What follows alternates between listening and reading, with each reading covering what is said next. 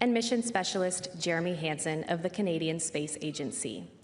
We'll be taking questions today from here in the room, through our phone bridge, and from media staged at the Canadian Space Agency. But before we get started, we'll kick it off with some opening remarks from our crew.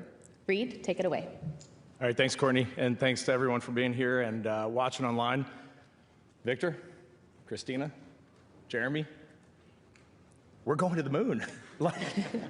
It has been an amazing journey the last 2.5 years, and we really see the light at the end of the tunnel. That was a good hype video. There's a couple things I want to highlight before I hand over to my friend Victor. This is a test mission, and it was highlighted up there. I know this week NASA has said that we're going to open the launch window in early February, and we just do not anchor on dates. We are going to launch when this vehicle is ready, when this team is ready, and we are going to go execute this mission to the best of our abilities. When we get off the planet, we might come right back home. We might spend 3 or 4 days around Earth. We might go to the moon. That's where we want to go, but it is a test mission, and we are ready for every scenario as we ride this amazing space launch system and the Orion spacecraft 250,000 miles away. It's going to be amazing. So what have we been doing the last 2.5 years? I feel like we've gotten to know a lot of you in the audience. You've gotten to know us. We really have crisscrossed the United States of America. We've been out west, we've been out east, we've been in the Midwest, we've been here in Houston, we've been overseas. We went over to Germany to see where the European Service Module is manufactured. We went to Iceland and did geology training where the Apollo crews trained for their historic missions to the moon. We've been up to Canada to pay homage to our friends up north. We have been all over, and everywhere we go, there is unbelievable excitement. I wish we could take you all with us so you could see the excitement that is out there. It is palpable. While we have been doing that, 2 things have really come into focus. First, the first time we saw our boosters was out in Utah, and they were just segments getting loaded onto a rail car to get shipped down to Kennedy Space Center. Jeremy and I were at Michoud when our core stage rolled out, got put onto a barge, and floated over to Kennedy Space Center. And I guess 2 weeks ago, we were at Kennedy, and there was the Orion spacecraft getting enshrouded in the launch abort system in the facility called the LASIF. Over in the vehicle assembly building, there's our core stage. The boosters are all assembled. They're strapped on the side of the Boeing core stage, and the United Launch Alliance interim cryogenic propulsion stage has made it to the top. And you can go up to the 274-foot level where the crew access arm is in the White Room. We were just there, and you can look down on this behemoth beneath you and just think, I think that it's already 3.5 million pounds. It's unfueled sitting on that pad right now, and it's not even fully assembled, but it is so close. So you can see all this hardware, all these elements are there, and it's just waiting for its crew and its launch team to get us off of Kennedy. The second thing that you see, though, when you go around is what really matters the most to us. It is the people that are putting this thing together. When you walk in the vehicle assembly building and you see these young men and women, these are the people you want building your rocket. They're covered in tattoos, they're wearing hard hats, they've got huge harnesses on, they're getting roped in, going up to unimaginable heights, putting their lives at risk, putting themselves in danger, and they're doing it with a calm confidence every single day. And those are the people that you leave in awe of. They have the courage to stop an evolution if it is unsafe. They even stopped us when we were in Utah and we were carrying on like 4 children looking at these boosters, and they came over and said, please quiet down, we have a critical lift in progress over here. They have the courage to do the right thing. And it has been amazing. We get to see the American public, we get to see all of our international partners. Getting to know these people is incredible. And then the last thing that we've gotten to do is we have just built a tremendous amount of trust between the 4 of us and between our leadership who we interact with every day. Our commercial partner leadership and our NASA agency leadership. It is a fine organization, and we are proud to be a part of it. We were in a sim yesterday, Victor and I, and we had a failure. Quick anecdote. We had a failure, and I read the whole failure, but I read one number wrong. I said IMU 3 failed, and our instructor behind us was like, it's IMU 2, it's IMU 2. And Victor turns around and goes, I knew what he meant. It was IMU 2. And I was like, it's so great. You know, we don't even have to talk. We know exactly what we're all thinking. So this crew cohesion, we're at the point now where we are ready to go fly. And with that, I will hand it over to my friend Victor. Oh, man. I don't want to say anything else. I'm ready to go into questions. That was great. Well said, well said. So, you know, you've had the mission overview briefings, and thank you for being here for this multi-day slog and allowing us to share what we're privileged to do with the public. So, you know, the mission is 10 days, 9-point-something days, and we're going to go fly by the moon on the 6th day. I just want to share with you a little bit about the first day.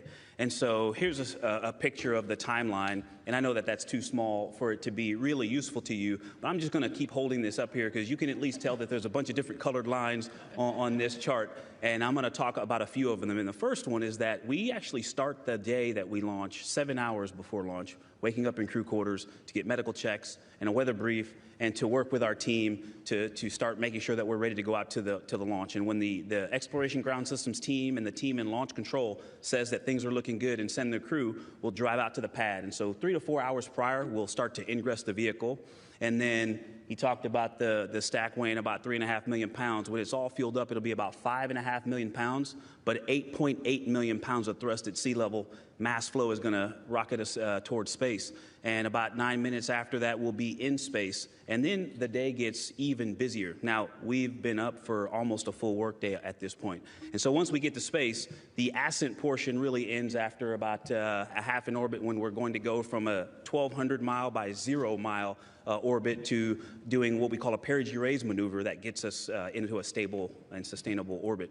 And then we're going to get a couple of us out of our seats and start to check out really critical systems: the water system and the toilet. Very important. Got to have a toilet to go to the moon. And so we're going to be working as a team and working with mission control to make sure that the vehicle is ready. And then we're going to go around the Earth in about the same amount of time that the International Space Station goes around the Earth, in 90 minutes. And once we get to that closest point to the Earth, or perigee, we're going to do something called an apogee raise burn. And that apogee raise burn is going to get us going into an orbit that humans have never been in, almost 40,000 miles away from the Earth on one end. And then we'll do a perigee raise burn to get us back above 100 miles or so on the close side. But right after that apogee raise burn on the interim cryogenic propulsion stage, we're going to disconnect from that upper stage and then turn around and fly an approach to it. And we're going to fly it by hand. And we're going to make sure that the flying qualities of the Orion spacecraft are suitable for the more complex missions where we're going to dock to a lander or to the Gateway, the orbiting space station around the moon. And then once we're done with that, we're going to continue to reconfigure the cabin to make sure that it's ready for us to live and to work for the next 9 days. We're going to break down the seats. We're going to make sure the environmental control system is ready. And then we're going to monitor a few burns. And that first day, we're going to take a nap and then wake up and observe a burn in the middle of the night. We're going to go back to sleep, take another nap, wake up, and then we're going to have the lead up working very tightly with our friends here in Houston and Mission Control, leading up to trans-lunar injection. And when that team is ready and gives us the go, we're going to burn the engines and head toward the moon. And that actually happens, if you were looking at my chart, that happens on this second row right here. And that's the point where we're going to wrap that day up and actually have a normal sleep period. And so I just wanted to share with you a little bit of how busy and how many really critical things are going to happen on that first day. Some really amazing things are going to happen every day after that. And to talk a little bit more about the scientific activities that we're going to conduct, I'm going to pass it over to Christina. Thank you. Yep. Thank you, Victor. I'm both super pumped and very tired, having heard all of that. But it's great to be with you this morning. And the thing I love about the moon is that it's not just a beacon for exploration and this platform of possibilities for incredible missions like this, but it has benefits. That's actually why we're racing towards it. Those benefits are really, really wide in nature. You have everything from innovation, technology development, not only for future missions going deeper into the solar system and everything technology that it enables those, but technologies that come back to Earth. You have industry benefits. We are going with commercial partners, and we are stronger with a strong aerospace industry doing manufacturing here in the country and building up that expertise that actually has a wide range of applications throughout our industrial world. You have inspiration, a whole generation of people starting this pipeline of STEM workers and manufacturers and operators that are excited to see what you can do when you work hard and you come together as a team. And then, of course, the discovery or the science. And I'm going to talk more about that because that's actually where we get to be a huge part of this mission. The science on Artemis and our mission in particular is kind of 3 different types.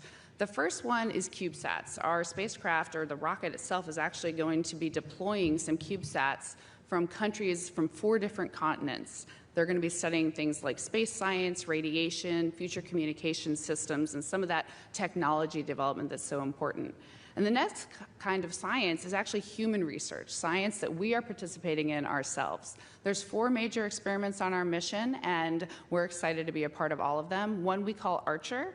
That one is basically something where we're learning how humans how we really get through these tough deep space exploration missions. We learn about cognition, we learn about sleep hygiene, we learn how we can maximally perform when we go on these, these environments that are so austere. Another one is called Avatar, and we are actually going to be flying with cells put into tissue chips from our own bodies to see the effects of space, the space environment on those cells. Tissue chips is an incredible technology. I had the privilege of working with them on my first ISS mission, and it was really a privilege because it represents a way to see the physicality and not just the cellular reactions of our bodies to these environments. We're doing a bioimmunity markers type of study. A fascinating thing about the space environment is that it actually changes the immune systems of our bodies, and that's really important to us and our friends. Many of us had experienced those things when we went to the ISS, and we're going to really have to have a handle on that for long-duration missions. And then finally, a mission or an experiment called Standard Measures, and this one I love because it basically encompasses everything you can possibly think about to measure about the human body and puts it in a repository. So things we haven't even thought of yet, questions we haven't even thought that we need to answer yet, and maybe methods for answering those questions that haven't even been invented yet can still be applied to all of the people that have flown in space in the future by having this repository of information. So those are some of the human research experiments we're going to be a part of. But then, of course, there's the big hitter, the lunar geology, which is actually just another way of saying solar system formation science. Learning, gaining knowledge about how these planetary systems evolve around a sun, around an energy source. We can take that information and we can apply it to other solar systems all around the universe.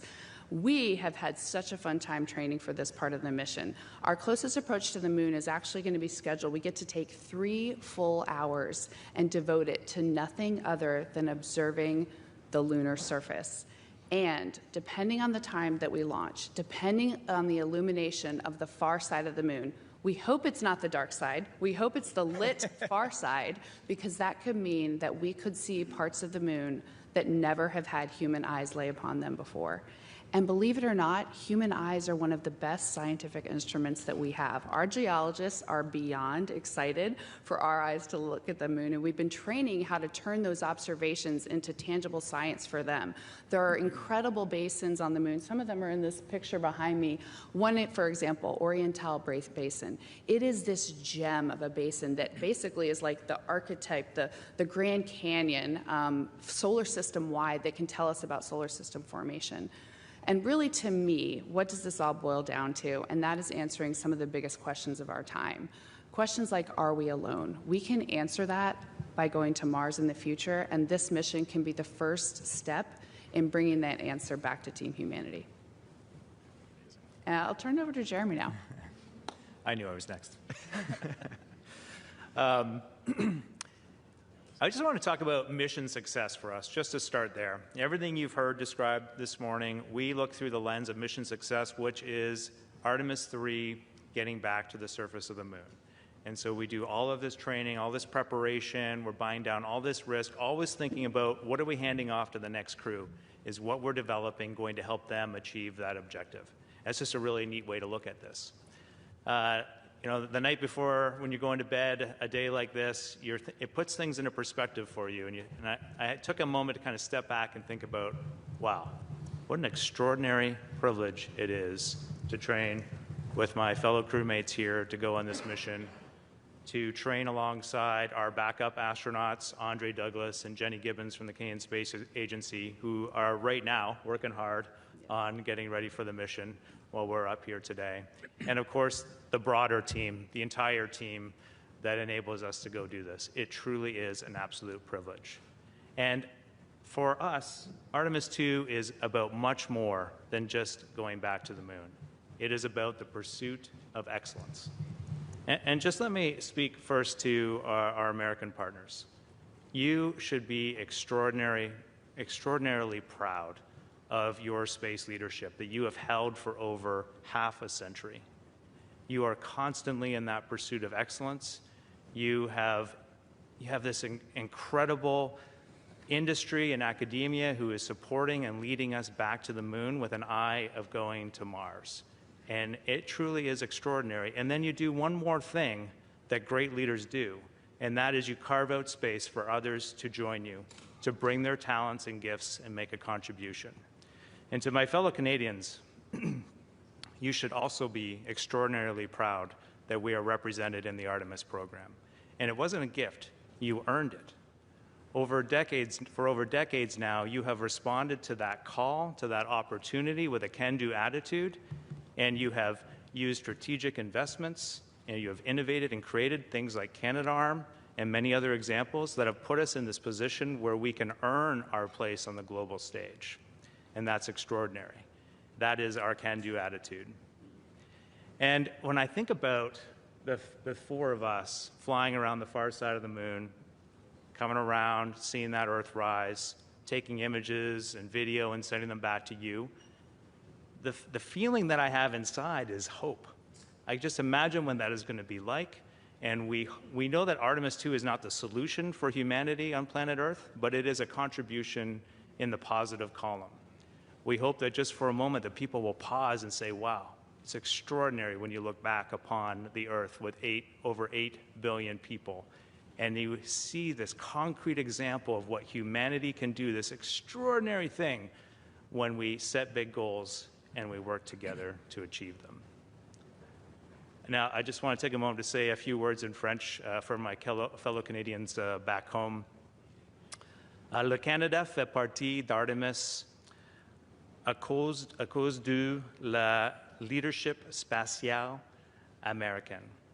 Et parce que ça donne l'exemple de qu'est-ce qu'on peut faire quand on fixe des grands objectifs et on travaille ensemble de les faire. Comme Canadiens, nous pouvons être tellement fiers parce que nous avons répondu à l'appel et pendant des décennies, avec des investissements stratégiques, on a créé et innové des solutions comme le Canadarm, par exemple. Et maintenant, on va être la deuxième pays au monde à envoyer un humain dans l'espace lointain. Et si le Canada peut survoler la Lune, juste imaginez qu'est-ce qu'on peut faire ensuite. Hand it back to you, Reid. Thanks. Well done. Do we have time to maybe cover naming the spacecraft? I think so. Okay. How many of you were here on Monday for the big event? You know, I won't make you stand up like Ahmed, but this place was packed on Monday. This stage was packed on Monday. We had Secretary Duffy here. We had Senator Cruz. We had Congressman Babin and LZ. We had all of our leadership, Amit, our associate administrator. It was an amazing event as we announced 10 new astronauts here at the Johnson Space Center. So this has just been a week filled with amazing energy. And when I look at 2026, the year ahead, we're going 250,000 miles from planet Earth. And it just so coincidentally happens to be the 250th anniversary of the United States of America. So we'll see if we can play those two numbers together just a few thousand times on this mission. But it definitely gets us fired up. So a couple months ago, we thought as a crew, we need to name this spacecraft. We need to have a name for the Orion spacecraft that we're going to ride this magical mission on. And so we got the four of us together and our backups, Jenny Gibbons from the Canadian Space Agency and Andre Douglas from NASA. And we went over to the quarantine facility here and we basically locked ourselves in there until we came up with a name. And it was amazing. We started with like a lot of names. I mean, there were names that I loved. There were names that Christina loved. We all had our little pet names. And as we worked our way through this, we went big to small, which this crew does so well. And we started with the NASA core values. And then we looked at the Canadian Space Agency core values. And then we talked about what matters to us most in our core values. And then we looked out at what is going on with Artemis II. What do we want this to be? We want it to be success for Artemis III. But Jeremy hit it. You know, peace and hope for all humankind. That is what we really want. And so we are bringing together the world. We are bringing together an amazing workforce, and they are bringing together an amazing vehicle. And at the end of all that, when you squeeze it all down, it created magic. So we're going to fly around the moon in the spacecraft Integrity. Thank you.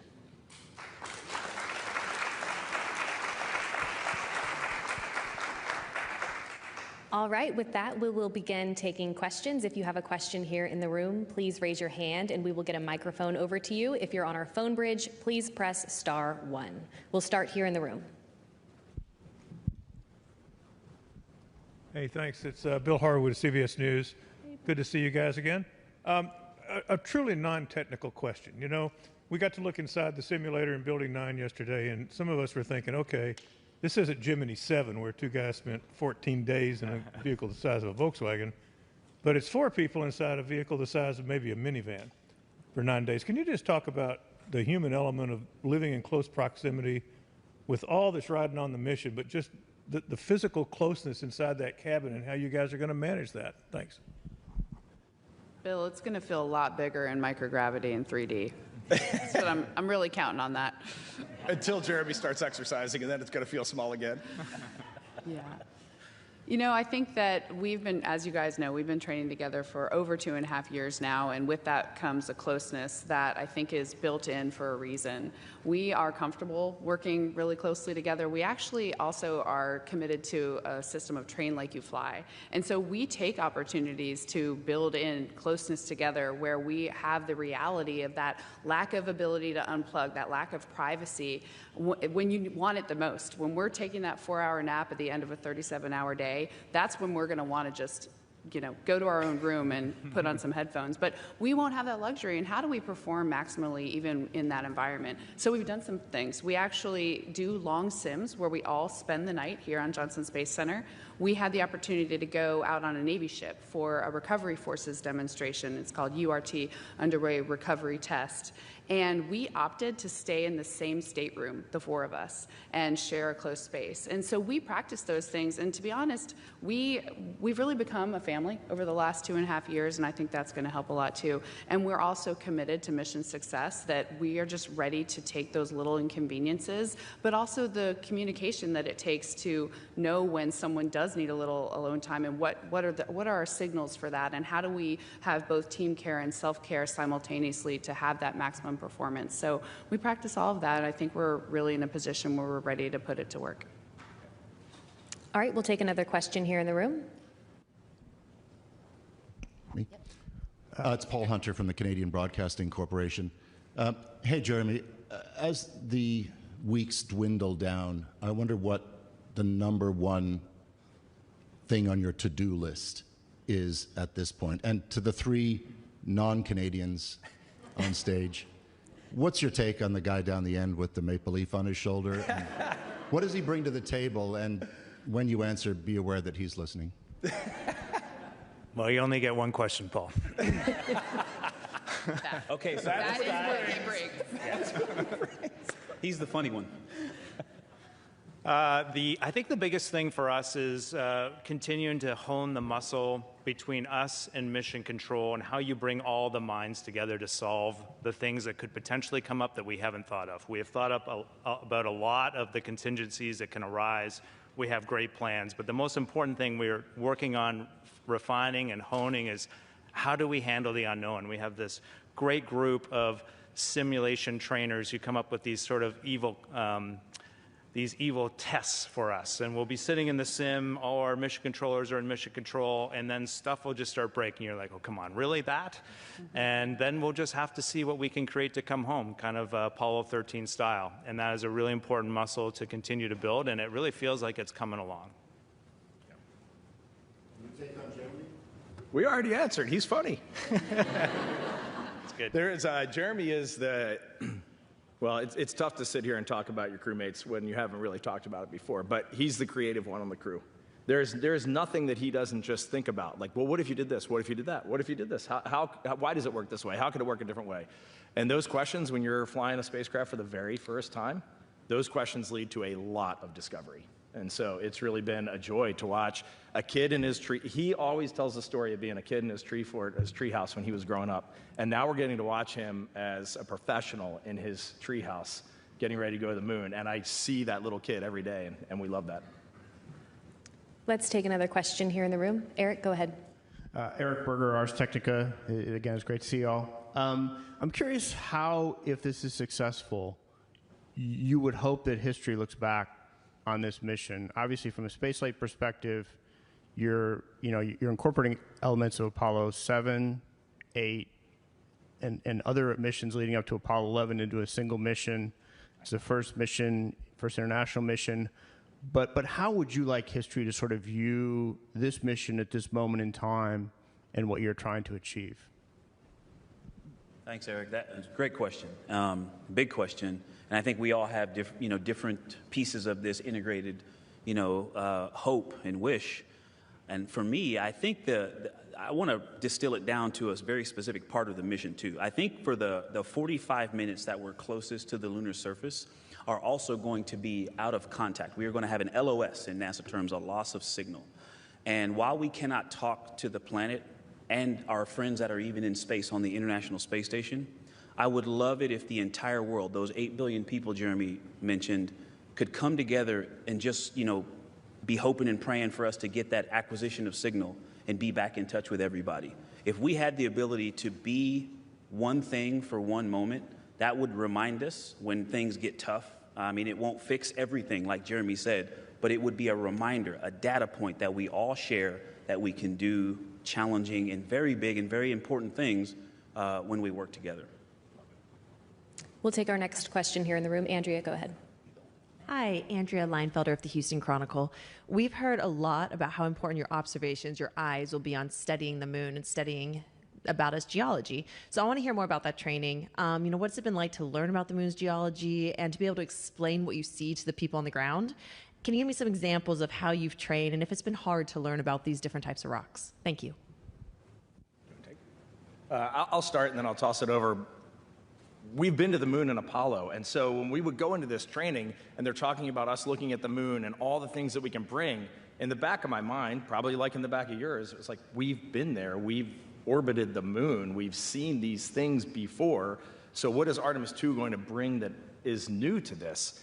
And just based on our geometry as we fly around the moon, our science team put up a picture on a giant projector, and it was the far side of the moon that has been seen by human eyes, and there is a very likely chance that we will see 60% of the far side that has never been seen by human eyes. Oriental has never been seen by human eyes, just because Apollo was always landing in lit sides of the moon, so the near side was lit, the far side was usually dark or crescent. And so we will very likely, depending on the launch period that we launch in, see things that no human has ever seen. And that was when I got addicted to lunar geology and Artemis II. Anybody want to talk to the more specific training? Sure, I can add just one more thing. Like Reid, I was skeptical at first as well. But I saw the excitement that they had with respect to if, like the human eye is just, like Christine was saying, it is a magical instrument. Our brain can pick out subtle differences. And they've identified these areas that they're training us on that they want. To them, they look different than most of the moon, but these areas also look the same. And they're wondering if the human eye will be able to pick up something that shows that this is different from that different. And that could actually point us to, now we want to go get more data there. This is where we want to send a rover next, because that we might see a subtle hue or a subtle glint. With our brain, as we go around, we're going to look at these sites over and over again from different sun angles, and that could give us some little hints. We might find nothing, but it's definitely worth looking. And now I'm totally bought in. We're going to be like, I hope we don't make something up, because we're going to be, sometimes you see what you want to see, so I am worried about that. Priming bias is a real thing. Priming bias is a real thing. All right, we'll take one more question here in the room and then head to our phone bridge. Go ahead. Micah Maidenberg, Wall Street Journal. Good morning. Reid, you mentioned sort of seeing the light at the end of the tunnel here in your opening remarks. It suggests an eagerness to go, to launch. Could you elaborate on that? I mean, has it been frustrating the last couple of years at times to have these delays and sort of work through some of the issues, especially the heat shield? Thanks. I will give you a very honest answer. There is no frustration in what we would perceive from the outside looking in as delays. We have really been watching this vehicle come together. We've been watching the team come together. And I think the reason, give me a little grace here, but the reason I feel eagerness right now is because it is the right time. Like we were just looking at our spacecraft inside the launch abort system. They had one of the final ogives not installed yet. And you could see this integrity inside the launch abort system from about 30 or 40 feet away, and it was so high up, but you could see our spacecraft in there. And I was like, man, there's one ogive left to put on this thing. And then we got to cure some bonding, and then we roll to the VAB. Like, this all feels right. So there is that excitement.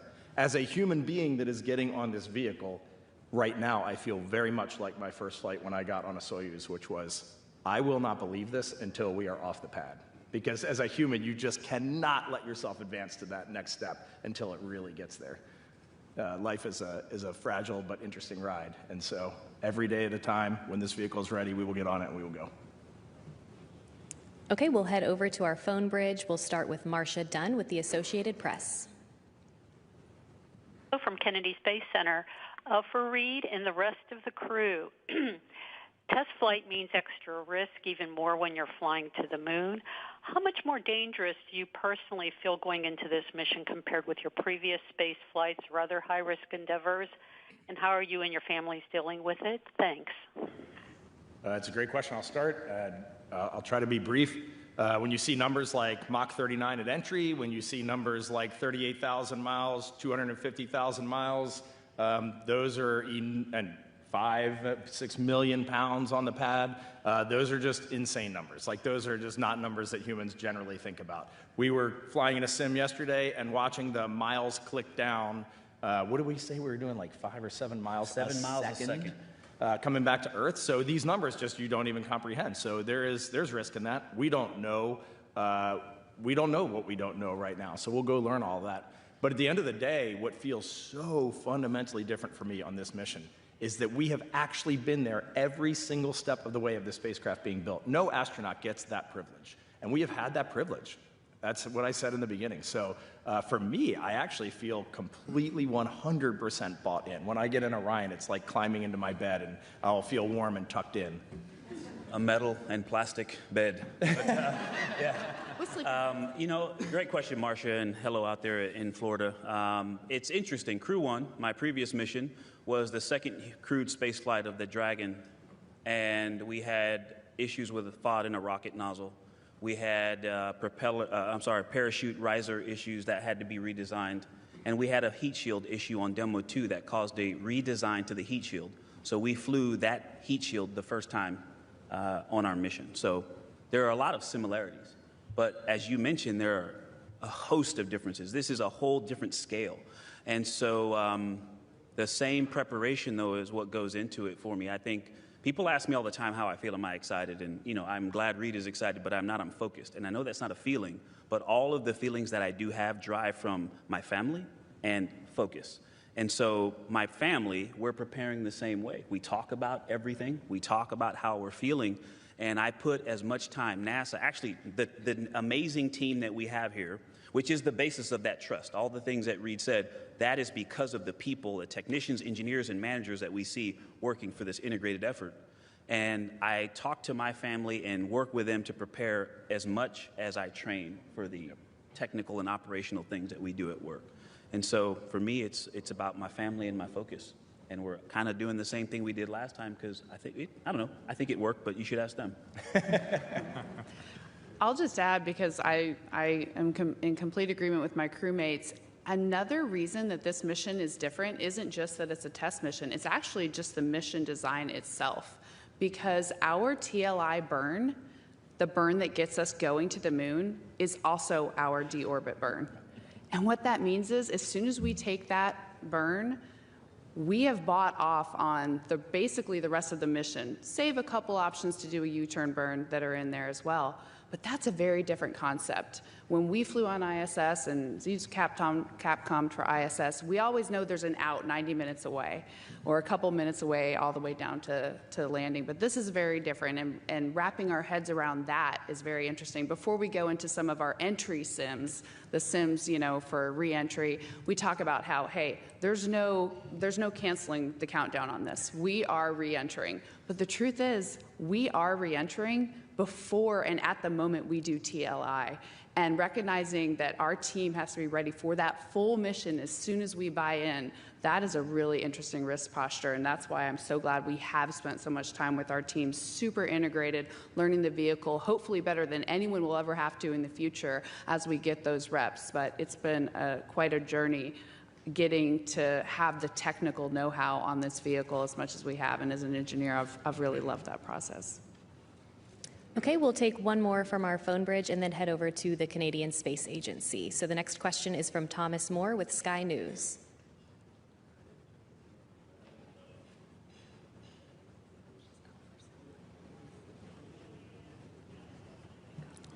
Thomas, if you're talking, we can't hear you.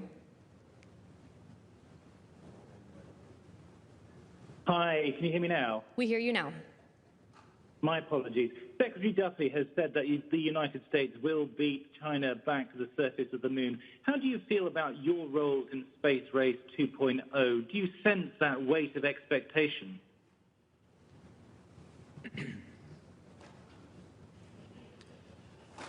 Sure. They're looking at me. I just threw my poor crewmate. No, I'm good. I'm good. I think I can speak on behalf of all of us. I mean, we've definitely listened to that, and we understand, why there's this perspective of a race and the benefit to just having that realistic viewpoint of what's going on in the world. There are very real things happening, and you got to have heads-up play, and you got to be thinking a few steps ahead. This all makes sense to us. I think for the four of us, we kind of know what we have to do. Like, no matter how you look at it, it's really all the same for us. We're just going to pursue excellence, like I talked about before. That's how you win a space race, and that's just how you move our countries forward. More importantly, that's how you create an environment where you might encourage others to collaborate. This is a beautiful example of collaboration, and winning that race is very important to all of us. But for us, we're just going to go back when we're done talking to you. We're going to get back in the sim, and we're going to keep getting ready to go. All right, and we'll head over to the media at the Canadian Space Agency, and we'll take 2 questions from there. Bonjour. Une question ici de Mathieu Robert Sauvé du Journal de Montréal that I will repeat in English after. 21. Quel est le plus important mystère ou découverte que vous espérez faire en survolant la Lune? What is the most important mystery you hope to solve by flying over the moon? Alors, selon moi, ce n'est pas un mystère, mais c'est un grand défi pour l'humanité. Pour moi, c'est évident. En réalité, c'est nécessaire que l'humanité cherche et essaie de collaborer ou d'apprendre comment collaborer tout ensemble. Et comme on a dit avant, quand on voit la Terre de la perspective de la Lune, on espère que l'humanité va arrêter pour juste un moment et réaliser qu'on peut faire mieux ici sur la Terre en collaborer ensemble. What mystery would we solve? For me, it's not that it's a mystery, it's that it's a challenge. And I think for humanity, it's just critically important right now that we know what we're trying to achieve. And collaboration needs to be the ultimate goal if 8 billion of us are going to have a bright future on this planet. And so as we come around the far side, just having humanity stop for a moment and say, wow, look at what we can do when we work together. Let's just set goals to do a better job of that on this planet today. Okay, and we'll take one more from the Canadian Space Agency. All right, our next question is from Elizabeth Owl from space.com for Reid or Jeremy. You've spoken many times about how Artemis II is a developmental mission. As such, how do you assess when you have enough knowledge or skill to perform a task on the mission? And can you give an example? We talk about that a fair amount, and usually in a crew, there's like a magical moment where you all of a sudden you just look around and you're like, we're ready to go. And I have really started to feel that recently. I might let Ike chime in here for a second, but it's that you get to that point where you do not have to communicate any longer. You're just listening to everything happening, and all 4 of us are watching each other and the mission, and we do not need to speak, we just know. I can just see the corner of an eye and know exactly what is happening on that person. So for me, it was this moment a couple months ago. We were in the MPPF, the Multi-Payload Processing Facility, where the Orion spacecraft was where Integrity was getting fueled, the European Service Module was getting fueled up, and the spacecraft itself as well. And there was a moment in that test. Victor and I were sitting right next to each other, much like this, but reversed. And as Victor reached up to point at something in the display, I was triggering the microphone to talk to the launch control team about that exact piece of telemetry. And it was in that specific moment where I said, we're ready to go. That was a good moment. Okay, we'll bring it back into the room. Hey, Dorothea Nöller from German Public TV. Thanks for being here. So I have a question for Reid. What's your role as a commander, or better, how do you understand it? So is it like I'm the boss, I tell you what to do, or is it more kind of democratic? That question is better answered by my crew. We have a very flat architecture here in the astronaut office, especially at NASA. I could be your boss one day, you could be my boss the next day. So you always have to be kind to people because you never know when that can come back. But look at the four of us, listen to the four of us, go back and read our bios and see the experience that we bring to the table. At the end of the day, if a decision absolutely has to be made, I will make that decision. Aside from that, we are a team, we are highly collaborative. I trust these people, hopefully they trust me. And we are going to go out and get the job done. Okay, we'll take another question here in the room. Tom, go ahead. Hi, everybody. Tom Costello with NBC News. Nice to see you all yet again. You are sitting there on the same stage that the Apollo astronauts stood and sat as they prepared for their mission to the moon. And I'm wondering now, as you fast forward from that experience from Apollo 11 and the other Apollo missions, what is in your minds as you share that legacy, that mission, and really, what similar goals do you have from what the Apollo missions did and what you're looking to do? Can I just at least start? I'll answer too, but I guess I have a request. I would love it if we could all say something to this one. And I'll keep mine short. There's a lot of talk about races, but when you bring up Apollo, the thing that a legacy, it just resonates through everything that we're doing. And the race that I think the most about is the relay race that we're in.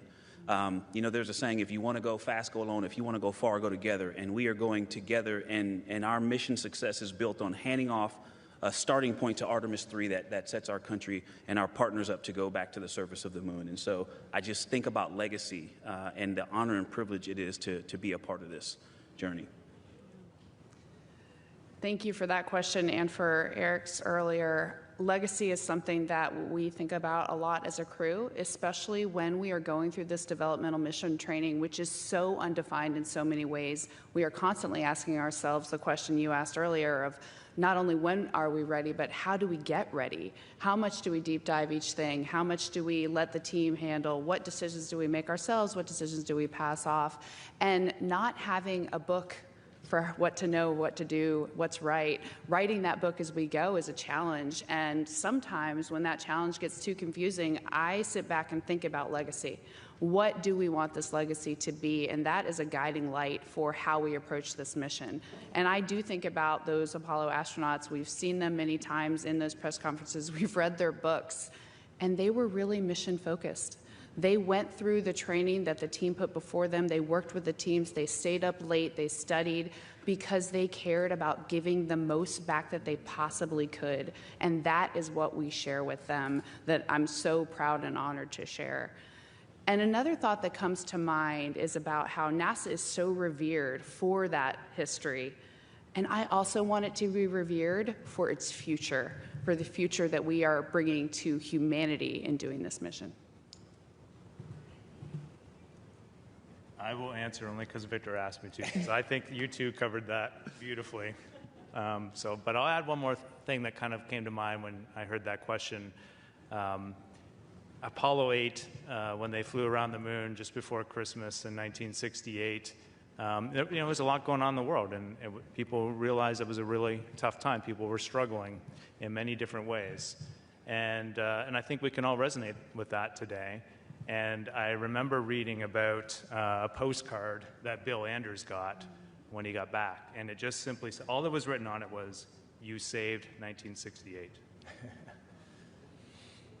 Well, now I have to follow your lead. That was an excellent answer as well. I want to bridge. This is going to be an odd answer. It might land wrong, but I'm going to try anyway. This is the first time we're going to send humans to the moon, and we're going to have humans in low Earth orbit. That is awesome. Like, we should, as humanity, we should take a brief moment to go, that's awesome.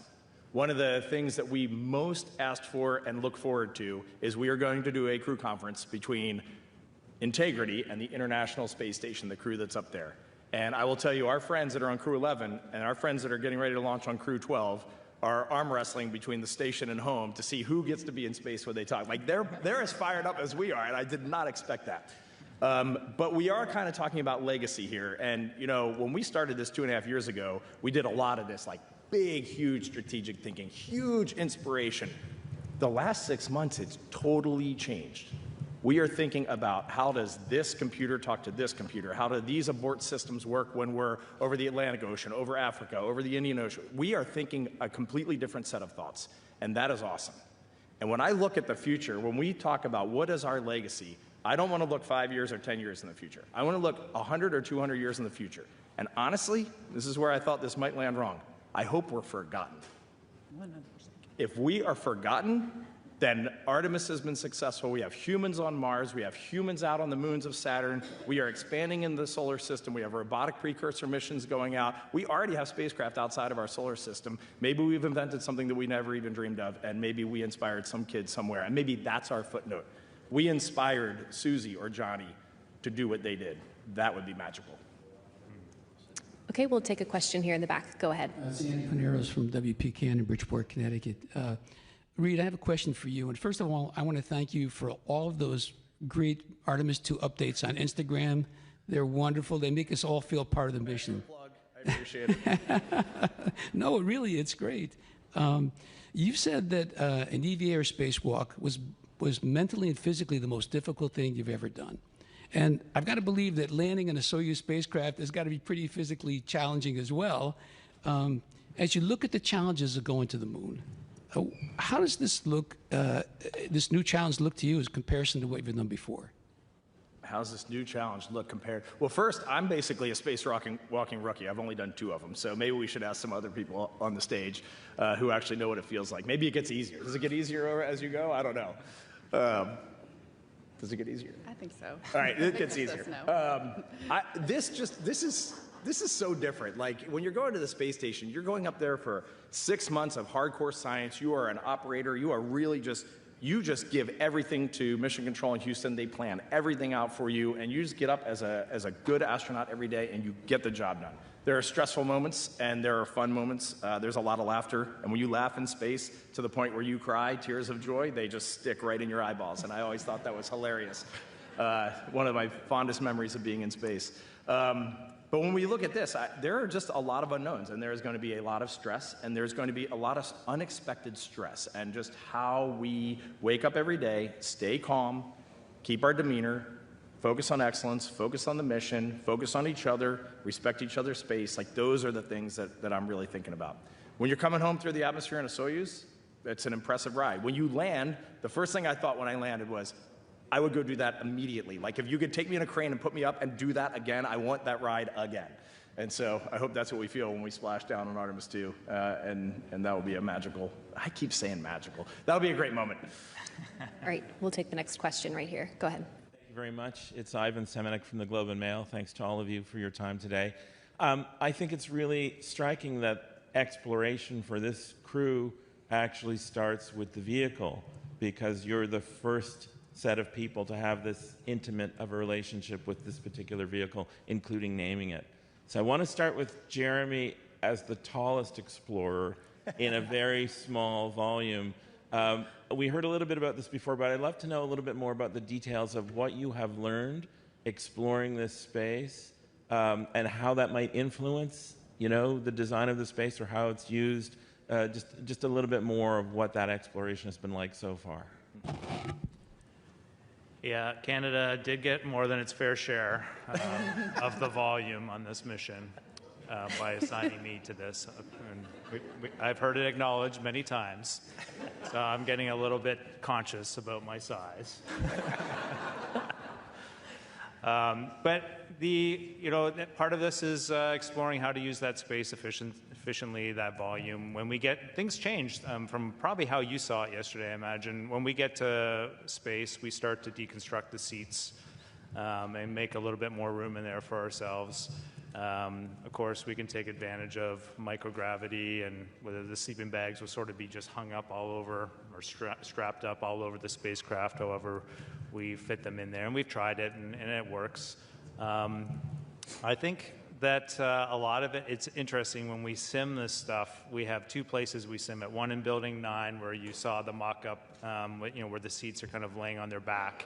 And it makes it a lot more challenging than when we practice this stuff in our other sim, which is the one that is integrated with Mission Control, where we can sort of walk around and walk up to the displays and use them there. It's much more comfortable for 1G training. But I do think it is going to be a bit of an adjustment for us when we get up there. We're going to constantly be in each other's way as we're trying to get through that busy timeline, especially on day one. Like, you're in these launch and entry suits. At some point, we got to coordinate getting out of them, getting everything set up and tested for the first day. So, and these three are going to have to mentor me a little bit as I get my space legs, because they've all had 6-ish months on space station, and I'll be learning how to float and fly and bumping into stuff, and I'll need a little help probably.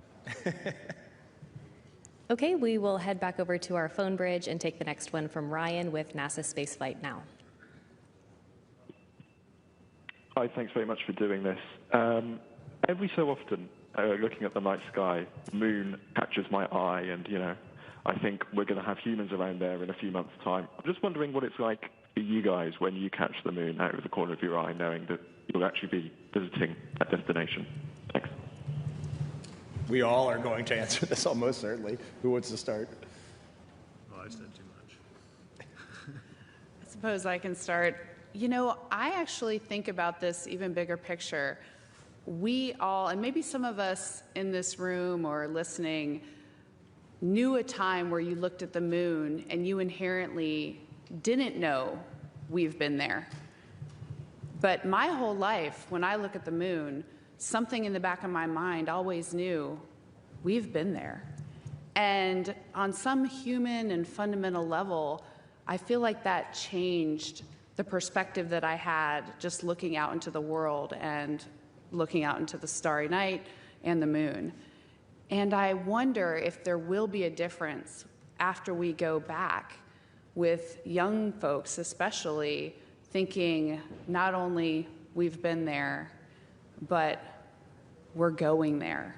That's our future. That's an active part of who we are as people. That's Okay. a wrap. That was awesome. Next, we will head back over to the Canadian Space Agency for another question. Bonjour. Mon nom est Raymond Fournier, je suis de l'agence Science Presse. Alors, sois sûr, c'est une question pour Jeremy Hansen, sois sûr que tous les écoliers du Québec suivent tes préparatifs pour ta mission spatiale et ils aimeraient beaucoup prendre ta place plus tard. Alors, ma question est la suivante. Êtes-vous prêt à observer en direct la Lune? As-tu choisi ton hublot dans la capsule Orion pour observer la face cachée de la Lune? So I'll repeat in English. So are you ready to look at the moon? Have you chosen the window you will look at the moon from? Pour moi, c'est inspirant d'imaginer des jeunes Canadiens qui vont suivre la mission et rêver d'un jour voyager dans l'espace quand j'étais jeune. Pour nous autres, on a tous les travaux pendant le temps qu'on survolait la Lune. On va partager les fenêtres. Il y a 5 fenêtres dans la capsule Integrity, mais on va utiliser 1 et 2 fenêtres qui vont être fixées sur la Lune et on va partager, on va prendre les photos, des observations. On va aussi capturer le moment avec des caméras de vidéo pour le partager avec vous autres, le sens qu'on a quand on survole la Lune. Alors, ça va être quelque chose d'extraordinaire, bien sûr. For the crew, as we fly around the moon, there are 5 windows in Orion. Actually, I guess there's 6. But there will be 2 that are pointed directly at the moon that the attitude control system will keep fixed so we can get the best photos. And we'll sort of rotate through there, taking different observations, different times, sharing that workload, taking photos. And then some of us will be kind of taking a step back to try and capture those moments for you with video cameras. And so we can share what it's like while we're flying around the moon and observing this and capture some of those feelings and sentiments. Great. Okay, we'll take another question here in the room. Go ahead. Yeah, good morning, and thanks for being here. It's an honor. John Larson with HarperCollins Canada. My question is for our American colleagues. Could you speak to the importance of including an international partner on this mission, and not just Jeremy on this mission, but in a broader sense, just including international partners overall. And specifically, if I can just sort of sharpen a pencil on that question a bit, what do you think the cultural benefits are, background that they can bring to a mission? Thank you. Yeah, I'll start with something that I said earlier, that old saying that, if you want to go fast, go alone, but if you want to go far, go together. And I've spent a lot of time in these 2.5 years thinking about what's similar to Apollo and what's different. And, you look at the outer mold line of our spacecraft and those solar rays sticking out of there. It's very different than the service module on Apollo. But it also, that physical and technological difference highlights a strategic partnership difference that was made. He mentioned earlier we went to Germany to see where the solar arrays were integrated onto the service module, the European service module, and that Artemis Accords, an international partnership that that we realize is fundamental to human space exploration, is one of the neatest contrasts to what we did in Apollo. And you mentioned more than just having Jeremy, but I honestly couldn't think of a better ambassador. I'm biased. I mean, I've been working with the guy very closely for a couple years and a half, but you couldn't have a better ambassador. I mean, you've heard how he talks about the importance of partnership and leadership, and he lives it. Like, that wasn't for today. I mean, he has lived that as long as I've known him, and so I think it makes our astronaut corps better. Having so many of our international partner astronauts here with us in Houston. It makes our program better. What he and Jenny have contributed to Artemis II has been fundamental. The program is better for their contributions to, I'll keep it short by not going into those details, but to Artemis II overall. And international partnership is fundamental to how we explore space, and I hope we continue to hold that up as a beacon of a way that we should work together. Okay, we'll take one final question here in the room. Hi, thank you so much. T.J. Mascaro with the Epoch Times.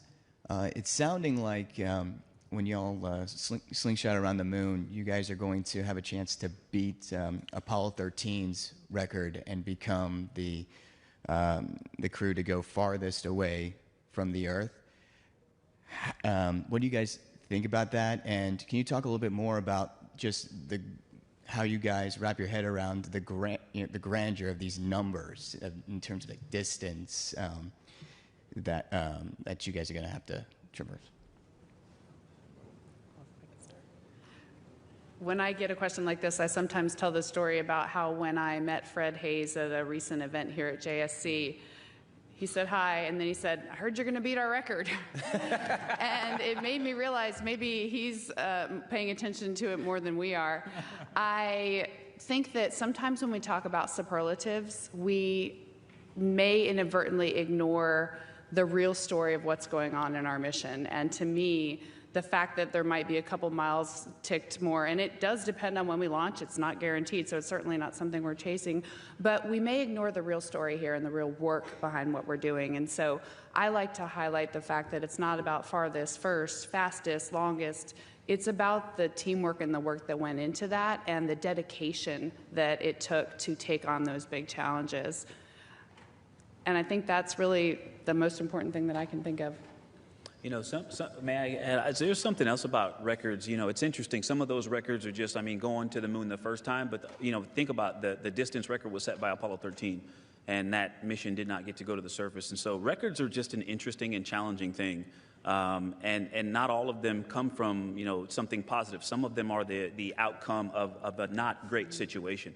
And I also want to address the other part of your question, and that was thinking about all of these grand things, the magnanimity of this mission. And actually, I'm glad you brought that up. I don't think about it. That's a distraction. If we want to live up to the standards that we owe the American and Canadian and humanity in general, we have to be able to focus and know what the next right thing is to do. And so I actually spend a lot of time clearing that out of my head so that I can focus on my job. But we still giggle a little bit when we see it click over Mach 39 on entry. Like, we do giggle a little bit. A little bit. After. I think there's something that's really good for you all to realize, too. Even if we do set that record, it won't last very long. We are up to something much, much bigger than that, and it's pretty phenomenal. And, you know, something that all of you can do is, I mean, you can help us. I mean, we need some cheerleaders for this enterprise that is going to do this stuff. We are not just thinking about Artemis II. We are trying to figure out, like, how do we make this enterprise go faster? How do we evolve it? How do we iterate? If we're really going to go back and establish a permanent presence on the lunar surface and then go to Mars, this is awesome what we're doing now, but this is not the end. It gets even better from here. All right, that's all the time we have for today. Thank you to our crew for your time and for being here. Thank you to our media who attended here in person and through our phone bridge and at the Canadian Space Agency. We'll see you next time.